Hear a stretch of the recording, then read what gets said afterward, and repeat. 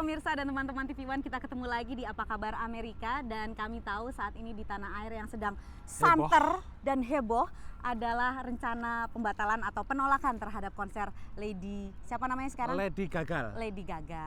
Kasihan ini promotornya. Dan juga para penonton yang sudah terlanjur membeli tiket ya. Betul, pasti Nasibnya kecewa. galau, Betul. cemas gitu ya. Meskipun masih belum jelas ya keputusannya bagaimana, tapi kami ingin memberi sedikit perbandingan. Kalau di Amerika Serikat itu pernah nggak sih Pri ada konser yang ditolak masyarakat terus kemudian dibatalkan seperti Lady Gaga di Jakarta ini? Sejauh yang saya tahu belum pernah ada ya. Artinya penolakan masyarakat kemudian mengakibatkan sebuah konser dibatalkan ya.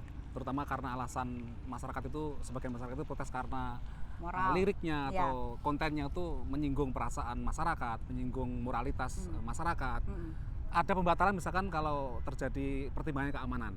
Misalnya karena ada ancaman bom. Atau panggungnya dianggap tidak aman. Atau mungkin juga yang sering terjadi karena si penyanyinya kelelahan. sakit perut atau masur-masur gitu ya. Ya, tapi yang jelas kalau misalnya konten seniman atau bahkan cara berpakaian, cara penampilan dan sebagainya itu memang dilindungi oleh yang namanya amandemen pertama Konstitusi Amerika Serikat, yang semangatnya itu atau filsafahnya itu adalah menganggap masyarakat sebagai masyarakat yang dewasa, dalam arti tidak perlu dibatasi, dihalangi hal-hal yang negatif karena dianggap mampu menentukan sendiri mana yang baik untuk diri dan keluarganya. Jadi tidak perlu ada polisi moral. Betul. Yang memberikan semacam barometer bahwa ini yang boleh dan yang tidak boleh dilihat atau didengarkan atau dilakukan begitu ya. Ya, dan uniknya kalau dari media Amerika Serikat sebagian besar memberi penjelasan bahwa Indonesia ini adalah negara berpenduduk muslim terbesar, tapi secara umum moderat dan sekuler, meskipun ada kelompok minoritas yang akhir-akhir ini semakin vokal dan kadang-kadang menggunakan kekerasan.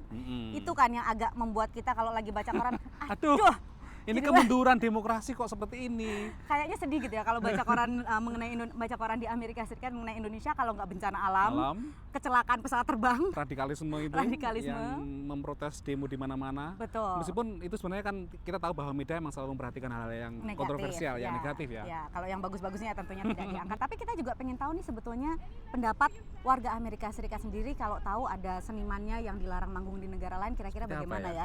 Mari kita lihat cuplikannya. Well, I think that if the safety of the people is going to be in jeopardy, I think that the wisest thing to do would be probably to cancel it, because I think that should be the first priority of the government and of anyone, because you'd hate to have people killed or injured just for the sake of entertainment. They ought to get over it. I mean, everything comes out where you got people you don't like what doesn't say or anything. You know, entertainment's entertainment. If a minority is rising up against that, it's their freedom of expression, but it's also the freedom of expression that of everyone who wants her to come and to listen to her. I think it's absurd that she would go against the people's beliefs and still play the concert. One, I think she is vulgar and she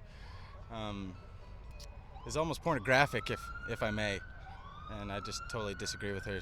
I'm a big Lady Gaga fan. However, I don't think, even as an American, that pushing all of what she stands for on a different society, you know, if it's going to cause harm to the civilians, I don't think it's really worth it.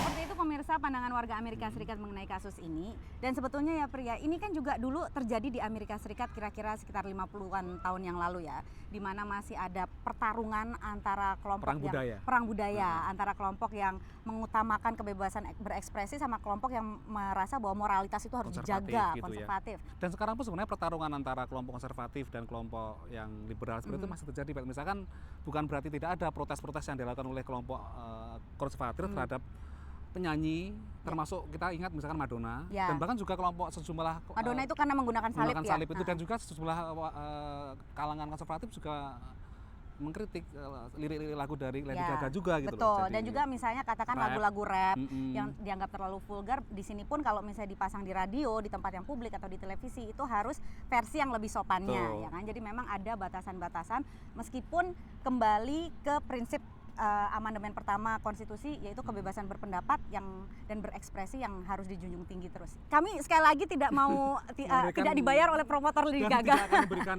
judgement atau penilaian ya, karena itu terserah masyarakat dan aparat di Indonesia yang memutuskan masalah ini ya. Tapi ini tentunya masalah budaya yang menarik dan kami akan terus mengamatinya dan mengikutinya dari Washington DC. Untuk sementara ini saya Patsy Widakuswara dan saya Supriyono. Kami kembalikan dulu ke teman-teman TV One. Sampai jumpa.